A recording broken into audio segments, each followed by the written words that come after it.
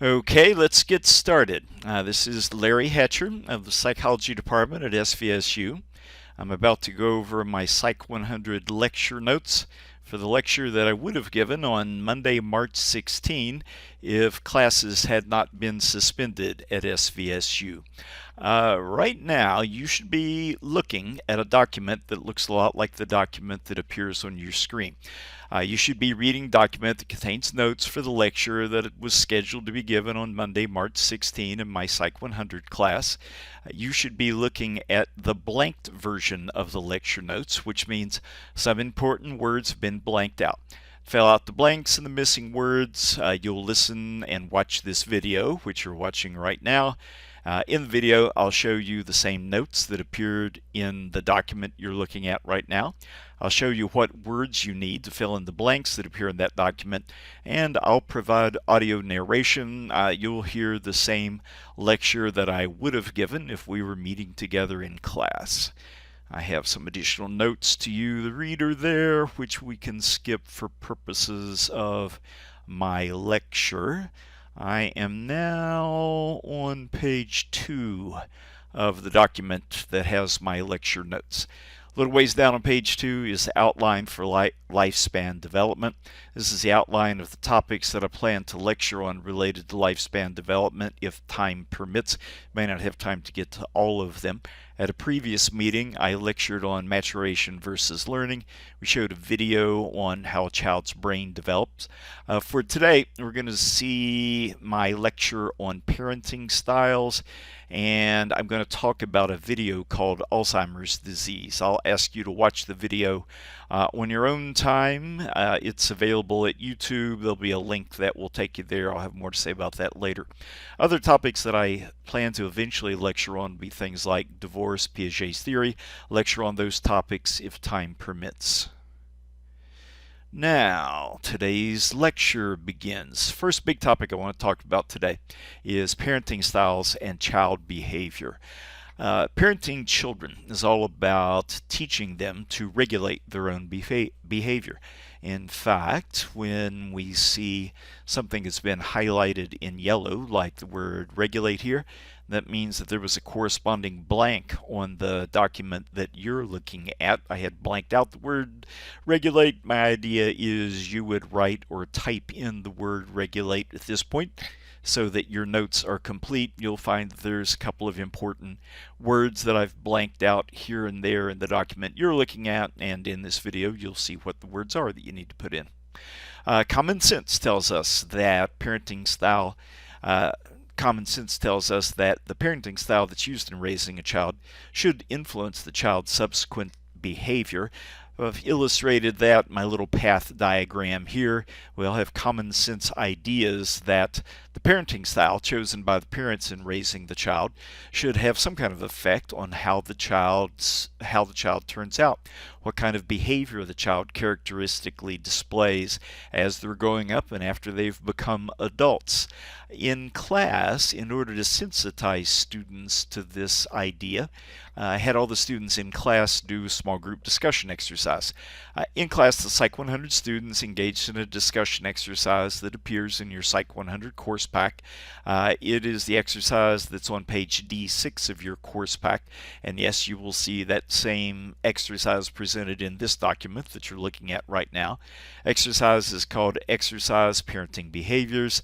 I gave a given group in the class just one of the children to discuss. Their job was to talk about just that one child. Purpose was to get students thinking like a psych researcher, especially like those developmental psychologists that were first conducting research on parenting styles back in the 1950s. A little bit later, I'm going to lecture on one of those researchers from the 1950s, Earl Schaefer. The purpose in class was to see to what extent my students' predictions were borne out by the research findings that were later reported by Earl Schaefer. The discussion exercise looks something like this. What you're looking at here is a retyped version of it. The exercise is on page D6. It's kind of a poor copy, but it's the same words.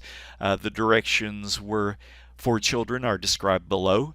for each child, discuss the way this child was probably raised by your parents. That is, what things did the parents probably do that caused the child to turn out this way.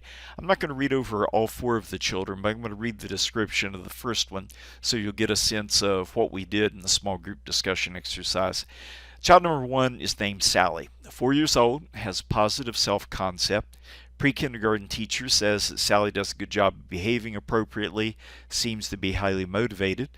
Sally's very conforming, which means she'll do whatever anyone else tells her to do, including her classmates. She's somewhat introverted, not very creative, and very dependent on her mother. When we went to groups, some of the groups were assigned to discuss Sally. Their job was to talk about how did the parents probably raise Sally? What is it about Sally's current behavior that makes them think that the parents probably did raise Sally that way?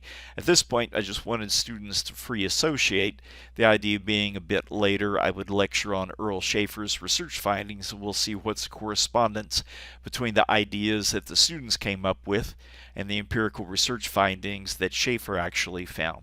There were 4 children described in the exercise. The first 2, Sally and Debbie, were relatively well-adjusted kids. They had their pros and their cons, but most people would be happy to have children like that. The latter 2 children, Susan and Lisa, were less well-adjusted. They had behavioral problems. I particularly wanted to know what kinds of things do you think the parents did in raising Susan and Lisa that caused them to turn out as they did. Now, because we're doing this as a video, you are not going to do a small group discussion exercise related to this topic. Instead, we'll skip forward to the lecturing that I did. At this point, I turned to some research findings that were reported by Earl Schaeffer in the 1950s, in which he investigated these very issues. What are the different ways people might raise children? What kinds of personality traits do we see in children that were raised by parents that use the specific parenting style? Now, if you are Schaeffer or any other researcher that's studying this phenomenon in the 1950s, you immediately bump into the following problem. There are hundreds of parenting behaviors that a parent might engage in. Parent might engage in a behavior like, I make my kids eat their broccoli whether they want to or not. I make my kids say yes sir, yes ma'am, no sir, no ma'am whenever they're talking to an adult. There's potentially hundreds of behaviors like this, and you can't evaluate each parent on every one of those behaviors. First problem you encounter is I have to come up with some way of simplifying things, of making this task of identifying parenting styles more manageable. And that's one of the contributions that Schaeffer made. His research showed that although there are hundreds of potential parenting behaviors, they can really be boiled down to just 2 dimensions of parenting behavior. Now, you're going to hear the word dimension in this lecture a lot, and you're going to encounter it in other places in the textbook as well. Here's the way I want you to think of the concept dimension. Think of a dimension as being sort of like a rating scale. You can be rated high on this rating scale, or low on this rating scale, or anywhere in between. That essentially is what a dimension is. Schaeffer argued that there are 2 fundamental dimensions of parenting behavior. The first of these 2 dimensions is the so-called autonomy versus control dimension. I illustrate the autonomy versus control dimension graphically on the next page. This would be page 6 that you should be looking at, the upper part of page 6. The autonomy versus control dimension. Now, this is not 2 dimensions. This is 1 dimension, and it has 2 endpoints. A given parent could be rated as allowing their child a lot of autonomy, or that parent might be rated as imposing a lot of control on the child, or the parent might be rated anywhere in between those 2 extremes. That's what we mean by a dimension. Now, it's likely that a question related to Earl Schaeffer's research on parenting styles is going to pop up as a 5-point essay question on your next test. If I ask you about Schaeffer's parenting styles research, I want you to be able to talk intelligently about the two dimensions.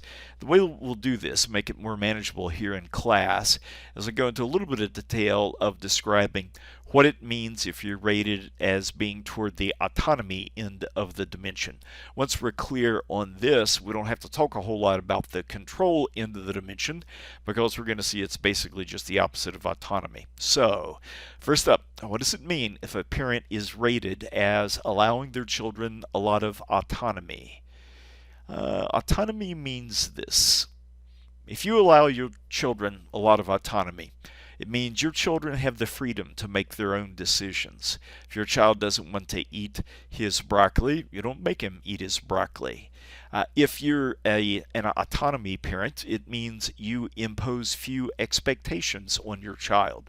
There's another blank that you need to fill in. It's highlighted in yellow on my document, and that means it's blank on your document. The word is expectations. Parents impose few expectations. These aren't the kind of parents that tell the child you're going to college whether you want to or not. These are the parents that say if you don't want to go to college, you don't have to. That's autonomy. These parents are more tolerant of minor misbehavior. You hear your child using a swear word and you don't blow up and make such a big deal about it. That's what it means to be autonomy. Now, that's what it is if you're at the autonomy end of the dimension up here. What does it mean if you instead are rated as being toward the control end of the dimension? We don't need to talk a whole lot about that because, as my notes say, if you're a controlling parent, that means you display the opposite behaviors. If you are rated as being toward the control end, that means your children don't have the freedom to make their own decisions. It means you do impose expectations on the child. It means you're not tolerant of minor misbehavior. If we want to understand what kind of parent you are, one of the first things we have to do is decide where do you fall on this dimension. Toward the end of autonomy, toward the end of control, or somewhere in between those two extremes. That is dimension 1. We are still talking about Earl Schaeffer's theory of parenting behavior. We come to his second dimension of parenting behavior, which he called the loving versus hostile dimension. Loving versus hostile dimension. I illustrated this graphically using a horizontal line, and in a minute we'll see why I illustrated it using a horizontal line. Given parent is going to be rated as either being relatively hostile or relatively loving, or somewhere in between those two extremes. Again, we don't need to talk about both ends of the dimension. We're going to talk about just one, and as long as you understand this is the end of the dimension, the other end will come easy. What does it mean if you are a parent that is loving toward your child? That means you show love for your kids, you hug them, tell them that you love them, you try to see the world through your kids' eyes. You're accepting of the child, and you do things to affirm your child's intrinsic worth. There's another blank that needs to be filled in.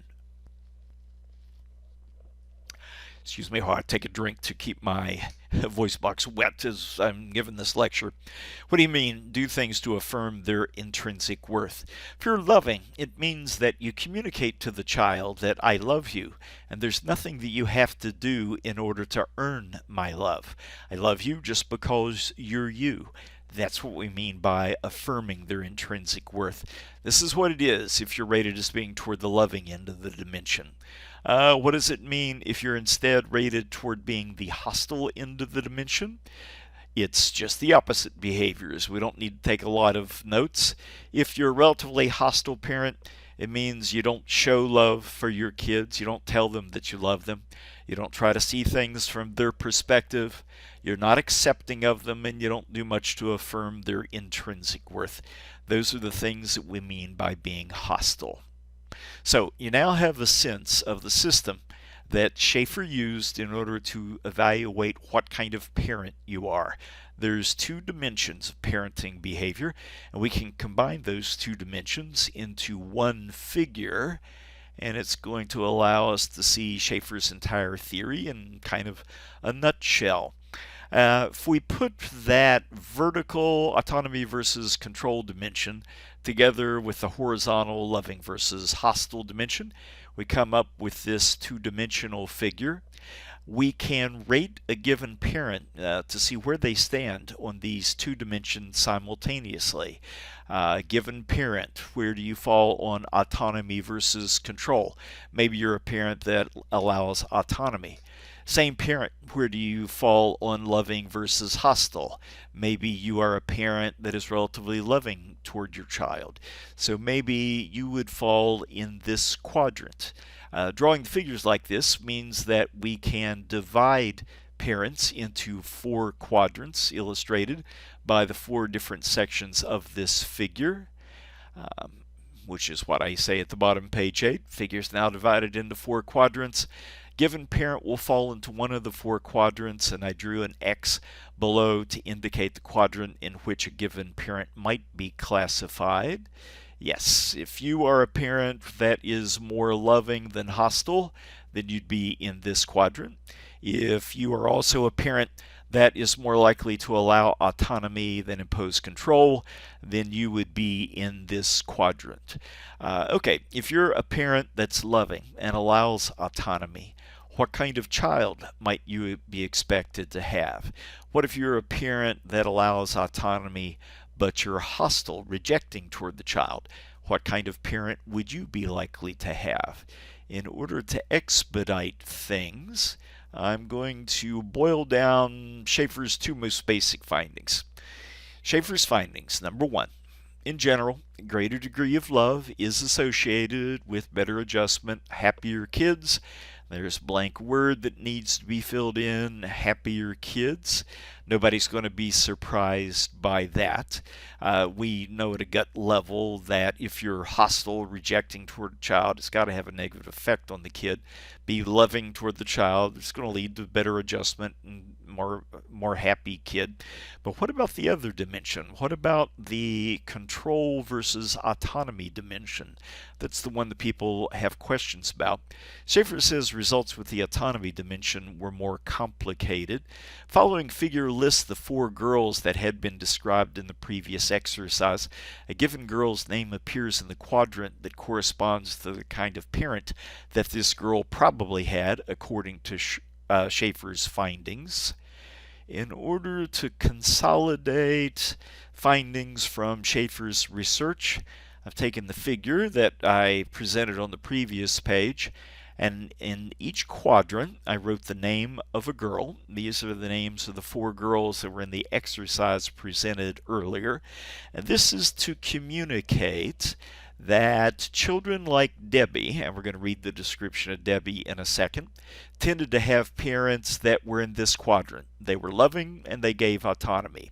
Children like Sally tended to have parents that were in this quadrant. They were loving but imposed control, and so forth. Rather than just look at these names, let's look at the exercise again. Below, it's the same exercise we looked at earlier. New labels have been added on the left side of the description of each child. These labels indicate what kind of parenting style was probably displayed by that girl's parents. Notice these labels pretty much make sense. I don't think there's going to be much in these findings that's going to surprise you. This is the same handout that we were looking at previously. Same descriptions of the four girls. I've highlighted some key terms here just to get to the core characteristics that the girl showed. What's important about this version of the exercise is in the column on the left, I've indicated what kind of parent this child probably had according to Schaeffer's four quadrants. First of all, Sally, according to Schaeffer's results, was likely to have a parent that was loving on the loving versus hostile dimension and controlling on the controlling versus autonomy dimension. I've highlighted some key terms, and notice how this all kind of makes sense. A parent that's loving but imposes a lot of control and rules on the kids. The kid has a positive self-concept, probably because parents were loving. Behaves appropriately, seems to be highly motivated, but very conforming. Maybe that's the control.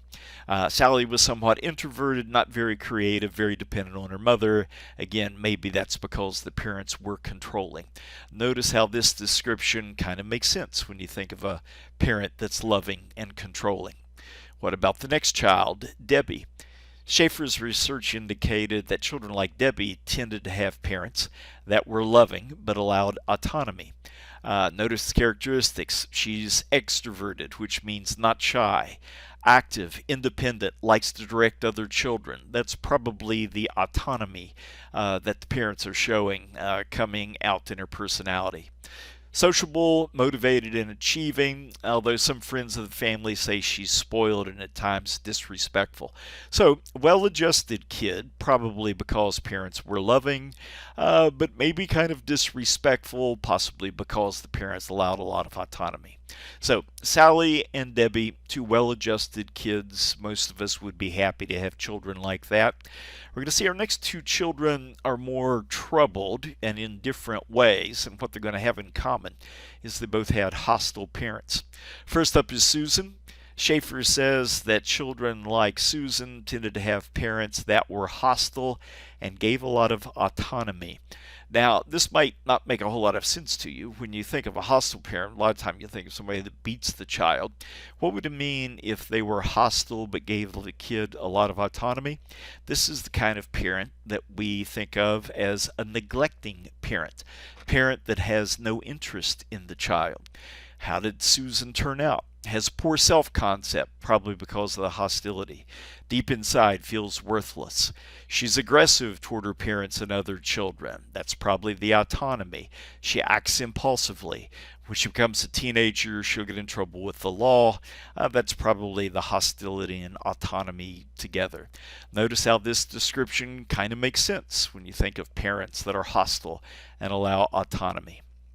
And finally, page 12 at the top is our fourth child, Lisa. Lisa is likely to come from parents that are hostile and controlling. Think of the parent that's like a Marine drill instructor, somebody that's not loving and imposes tons of control on the child. According to Schaefer, likely to have a kid like Lisa. Lisa, full of hostility toward her parents, although she doesn't express it in an outward fashion. That's probably the control. Shy, socially inept, introverted. That's probably the hostility. Less mature, less motivated than other kids in pre-kindergarten.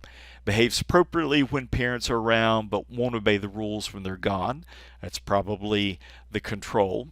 When she goes away to college, constantly be in trouble with college officials. Again, none of these outcomes would be surprising. Schaefer found these relationships, and most of us, we'd think common sense would predict that this kind of parent would likely produce this kind of child. So those are some of the basic findings that Schaefer arrived at concerning the children. I'll revisit this exercise in a minute when I summarize kinds of things I want you to be able to do on the essay question.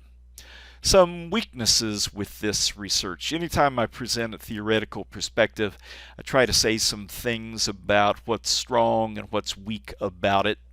Problems with this research, number one, is the fact that Schaefer's research by itself doesn't necessarily provide strong evidence that the parent's parenting style causes the child's behavior. There's a blank word that needs to be filled in. So far, I've been presenting this research as if it proves that the parent's parenting style causes the child's behavior. But this is only correlational research. These correlations don't necessarily prove that it's the parenting style that causes the child's behavior. Anytime you're looking at correlational research, at a minimum, you need to consider whether causation might be operating in the opposite direction. Is it possible that the child's behavior is causing the parent's parenting style. If you have a child that's maladjusted, doing poorly in school, not very mature or motivated, might that cause you to be more hostile toward that child? It's a reasonable hypothesis. I'm not saying that's what's going on, but anytime someone presents correlational research, you always need to ask yourself, is it possible that causation is going in the opposite direction, as illustrated by this figure? That is one problem with Schaeffer's research. Here's a second problem. We need to remember that the parent's parenting style is not the only factor that affects a child's behavior. We know that a child's behavior, let's go back to our initial figure, child's behavior is probably going to be influenced by the parent's parenting style, but child's behavior is likely also influenced by the behavior of the peers, the child's friends that he or she hangs around with. Child's behavior is likely to be influenced by some hereditary factors that they received from the parents. Let's remember that the parent's parenting style is not the only thing that has an effect on the child's behavior. Again, anytime we're looking at correlational research, we need to remember there's usually more than one way to interpret the findings we're looking at. Now, I've gone over a lot of information. What do I expect you to be able to do if this comes up as an essay question on the test? Three things I might ask you to do. Not necessarily saying I'm going to ask you for all three, but I want you to be prepared to do this. At a minimum, I want you to be able to name the two dimensions of parenting behavior. You should be able to tell me that one dimension was the autonomy versus control dimension, and one dimension was loving versus hostile. If I ask, you might need to describe the two dimensions. For example, what does it mean if a parent is rated as being high on autonomy? What does it mean if they're rated as being high on control? And finally, if I give you a description of a child, you should be able to tell me where that child's parents probably falls on the two dimensions. You can assume that I'll give you a short one-paragraph description of a child. You should be able to read that description and tell me, did this child probably have parents that were loving and allowed autonomy? Is this more likely a child that had parents that were hostile and controlling? To prepare for that, you will want to study these notes that we've just looked at. I've identified the four children, what kind of parent the child probably had. You should study these children in conjunction with what kind of parent they probably had. Know that if I describe a child with this kind of personality, parent was probably loving and controlling. You should be able to tell me that. If I describe a child with this kind of personality, you should be able to tell me parent was probably loving and allowed autonomy. I'll take one of these four children, give them to you on the essay test. You should be able to read the description, and you should be able to give me these words. Tell me what kind of parent the parent most likely was according to Schaeffer's research.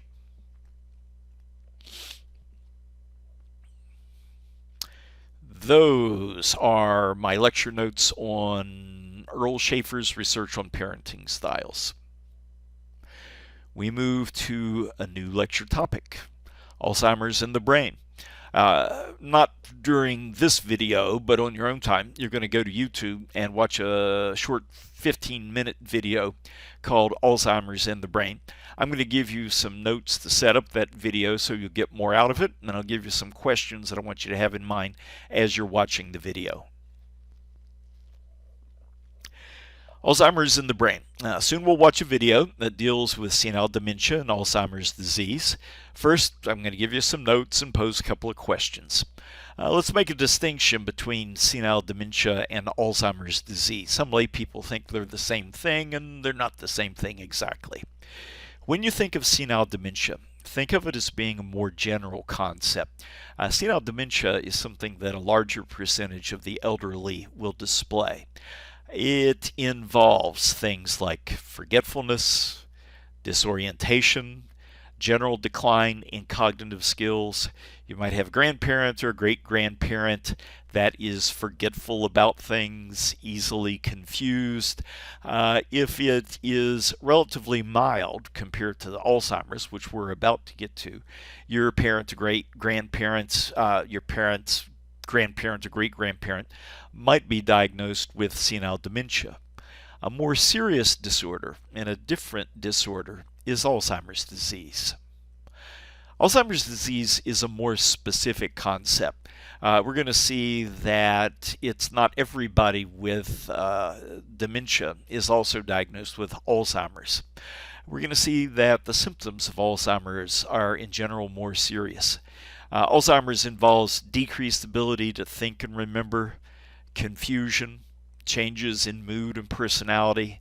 After death, if there's an autopsy, the person who performs the autopsy will be able to see plaques and tangles in the brain. And in fact, the video that you're going to watch on your own time will talk about these plaques and tangles. Alzheimer's involves damage and death of brain cells, one of the reasons that it's a more debilitating disorder compared to dementia. You are going to, on your own time, watch a video that's on YouTube called Alzheimer's and the Brain. As you watch it, I want you to look for the answers to these two questions. I'm not going to answer these questions here in this video, but if you watch the video that's available on YouTube, one that's more professionally produced by somebody else, you'll get the answers to these two questions. Question number 1. What percent of dementia cases are due to Alzheimer's disease? We're going to see it's not 100%. It's only a subset of people with dementia that are given the more serious diagnosis of Alzheimer's disease. So what is that percentage? What percent of dementia cases are due to Alzheimer's? And secondly, what kind of behaviors reduce the risk of developing Alzheimer's disease? I'm going to give you some of the answers to question 2, but none of the answers to question 1. Let's see, what do I have here? On your own time, you should watch the video that I'm about to describe, find the answers to the preceding questions. I'm going to give you the link below. If you're using Windows, you can hold down the control button on your keyboard while clicking this link. It should take you directly to the video on YouTube. Please watch the entire video. It's only about 15 minutes long.